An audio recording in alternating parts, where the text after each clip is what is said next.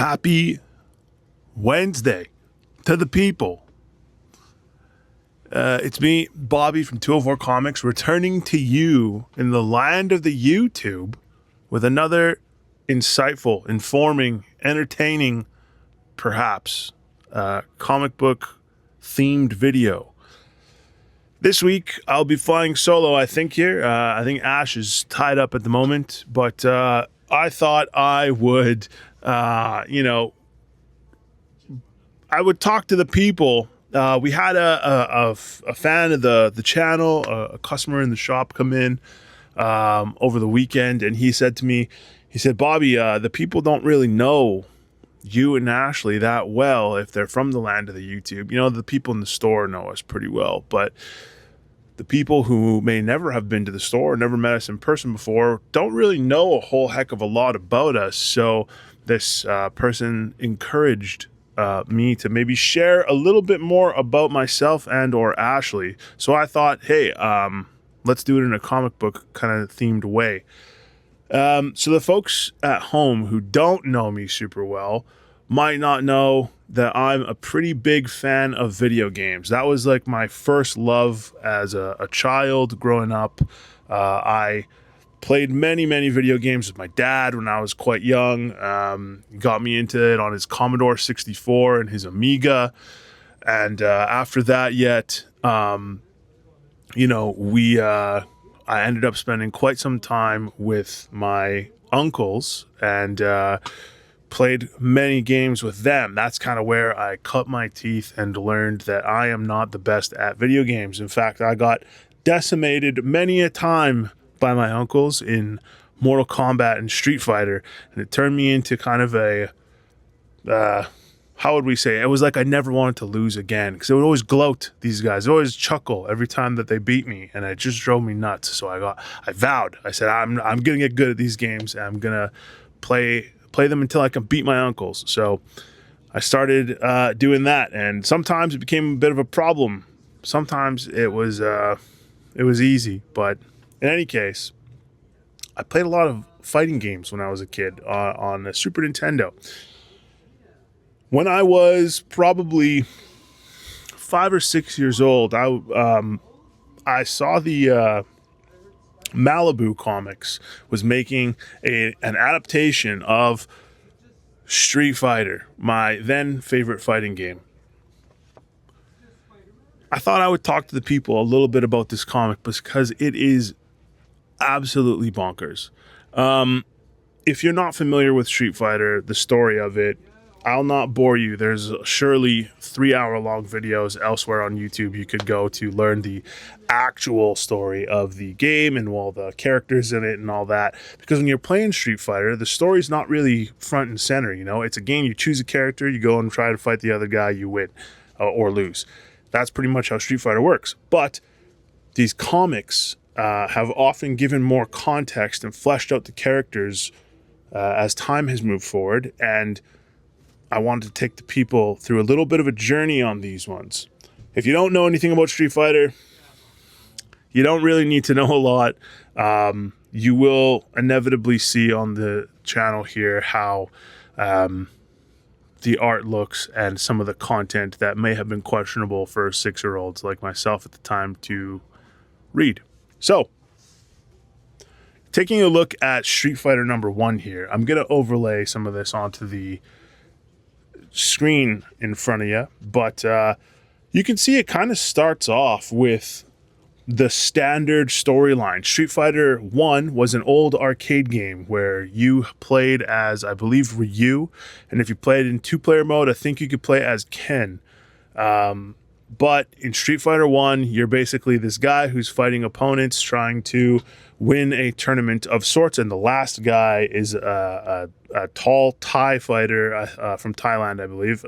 His name is Sagat, and if you beat him, you win the game, and there was like a way to do it in like one hit. It was kind of crazy, using Ryu's Dragon Punch move, the Shoryuken, as it was called. So the comic starts out pretty faithful to Street Fighter 1 in that, Ryu beats Sagat, and he becomes the new world champion of the Street Fighter tournament. You end up having then this kind of weird transition directly into what I presume is supposed to be the kind of read between the lines, the context of the Street Fighter 2 video game. Now, in the 90s, if you weren't alive from the 90s, or you were under a rock, Street Fighter and Mortal Kombat were like the two biggest arcade games pretty much at that time, because it was all about, you know, who was the best on the sticks, who could put a quarter into the machine and last, you know, hours at a time. But basically, you end up having people playing this game like crazy, and then it got adapted or ported, as we call it, to the home video game consoles, the Super Nintendo, Sega Genesis, both of these games, Mortal Kombat and Street Fighter. They basically, Street Fighter 2, it takes place directly after the events of Street Fighter 1, as far as I can tell from the story, the context of the endings of these characters if you win through arcade mode. And this comic is supposed to kind of give some additional context to it, but there's some stuff in here that's kind of weird, that's not really talked about in the game itself.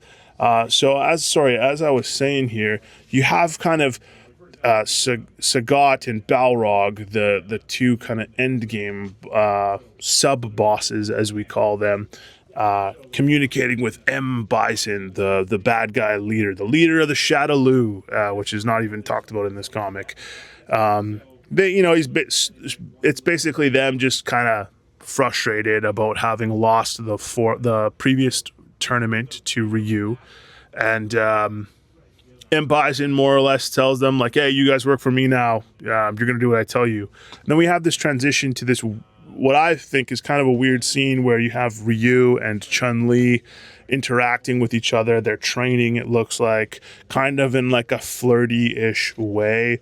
It's a little peculiar, I suppose, if you have back in the 90s, if you have a female, main protagonist and you have a male one, the rules back then, I suppose, just said they had to make out. So you have this odd interaction with them, and then it kind of talks later on about how they used to train together back in the past, or she used to watch Ryu and his best friend Ken train together.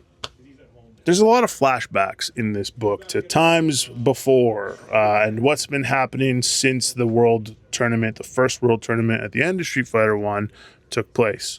Ken appears to now be an actor. So if you've watched the most recent Mortal Kombat movie, I think it's just called Mortal Kombat 2, this feels very similar to what Johnny Cage's situation is like. He's just an actor who's kind of just making his way through life, doing endorsements of products that he doesn't seem to care about or believe in. But it is a strange parallel between the two of them, and I don't actually think any of this is canonical to the video games themselves, but nonetheless, you have Ken, an actor, doing his thing in Hollywood, and then Balrog shows up. The suspiciously similar in appearance to Mike Tyson character shows up with what appears to be brass knuckles or iron knuckles and fights Ken. Ken uses the fireball, which you see in the video games. They call it a Hadouken. That's the name of it in the video games. But in the comic book, they just say fireball, which is a little bit weird. And Balrog and Ken fight, and this is all in issue 1 here. Some more fireballs get thrown, and at some point, it looks like Ken has kind of beat Balrog up a little bit, and Balrog has decided he's going to run off. And then Sagat shows up. And that is how issue 1 ends. So, I'm not going to put the rest of the series, the other 2 issues, on the screen for you, specifically because issue 2 happens to contain a pretty graphic scene of violence where a character, it kind of happens off panel, but a character does get scalped. And that is quite something for a person of my age at the time, 6 or 7 years old, maybe, reading this book. This came out in 93. I was 5 years old at the time, I think, 93 or 94. So I was, either 5, 6, or 7 by the time I would have read this. And for me to see my character, my favorite character, Ken, at the time, the blonde Hollywood actor guy, meet presumably his end, it was crazy. It was like shocking to me as a child, and I couldn't believe that they would just kill my favorite character off like that.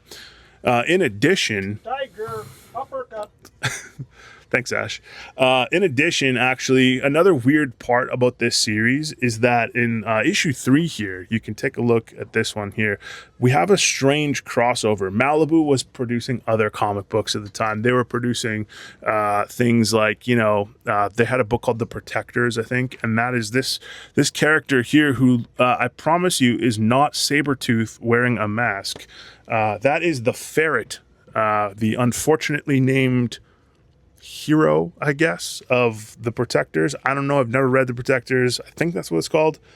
That character shows up in issue 3 and has a fight with another Street Fighter character that's like 6 pages long for some reason. It's all very strange. And like I had said, this is the kind of stuff that I was having to go through and read when I was a young lad back in the 90s, trying to find my way through the world of comic books. Video game adaptations, which, again, may I remind you, my first love in my life, basically, was video games. Seeing this, them adapted in this way was... mostly I was curious about it, but, there were some letdowns, some shocking things that I ended up seeing at a young age that stuck with me over time, and I kind of look back and go like, wow, that was crazy. The last kind of point I'll touch on with the Street Fighter adaptation here, the first series here,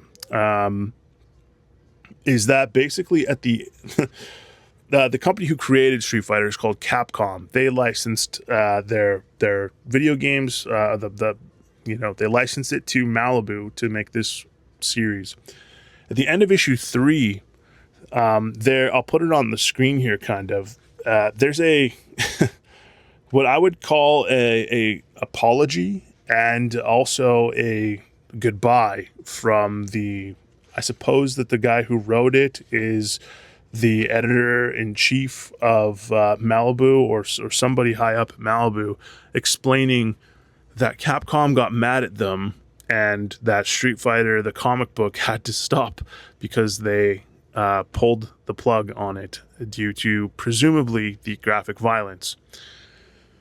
What is interesting, though, is that within a couple years, I'm pretty sure that Mortal Kombat, which is a much more graphically violent video game, ended up being picked up by Malibu, and I think they made a Mortal Kombat comic, if I'm not mistaken. So maybe it was all part of the cosmic plan, but that's pretty much it for this week. I wanted to talk to the people. The people now know a little detail about the mysterious enigma wrapped inside of a riddle that makes up Mr. Hollywood, aka Robert Digital, aka your pal Bobby. So that's it for this week, folks. I hope you had a fantastic week, and I hope the weather is nice where you are. It's quite smoky here in Canada where we're at today. Hopefully that goes away soon. Lots of forest fires up here. I'm sure you've seen the news, but that's it. If you have the time and are so able, we would appreciate you subscribing to the channel, and moreover, I would certainly appreciate if you could tell me what was a comic book that you read when you were a kid that kind of changed the way you looked at maybe a franchise or something you loved a lot back then. Some people, it was like, those adaptations from Star Comics, like the Care Bears comic and stuff like that. I'd like to know what you were reading back then, and let us know. And maybe somewhere out there, Ashley will be doing his best Street Fighter moves, and we'll end up back on the channel next week. Okay, that's it for this one, fellas. Enjoy the week. See ya next Wednesday.